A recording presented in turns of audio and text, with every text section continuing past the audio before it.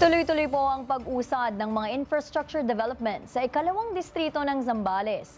Kaugnayan ng matagumpay at magkakasunod na turnover ng mga bagong school buildings ni Nanay Bing Maniquez sa 5 paaralan ng naturang bayan. Para sa 3 sa tanghali, si Camille Gonzalez live. Camille? Nadj, maagang sinimulan kanina ang inauguration ceremony at blessing para sa turnover ng mga bagong multipurpose school facilities dito sa ikalawang distrito ng Zambales sa pangunayan ni Representative Doris Nanay Bing Maniquez. Mainit ang pagsalubong ng mga mag-aaral, guro at mga opisyal ng barangay at lokal na pamahalaan kay Nanay Bing Maniquez.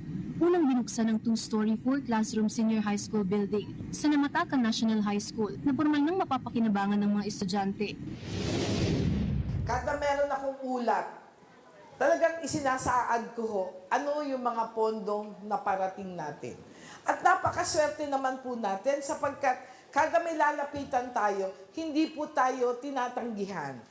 At ang mahalaga po, kailangan natin yung mga proyekto na yan. Sumunod naman ang turnover ng mga multipurpose buildings sa San Juan Candelaria Elementary School, San Jose Patrocinio Elementary School, La Paz National High School at Narciso Elementary School. Inaasahang magagamit na ang mga pasilidad na ito sa darating na academic year. Lubos naman ang pasasalamat ng mga magulang at mag-aaral. Anila, mas mapapalawak ang enrollment at masisiguro ang kaligtasan at komportableng pag-aaral ng mga bata. Samantala, ang matagumpay na implementasyon ng mga proyektong ito ay bunga ng patuloy na pagtutok sa edukasyon at infrastructure development sa distrito na isa katuparan nito sa tulong at suporta ng pambansang pamahalaan. Dito sa atin sa Zambales, naramdaman natin ang buwis na binabayad ng ating mga magulang.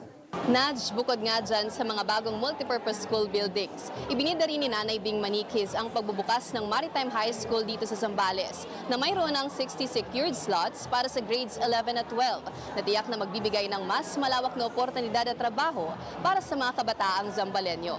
Para sa totoong balita sa Bagong Pilipinas, Camille Gonzalez, 13 sa tanghali ng Congress TV.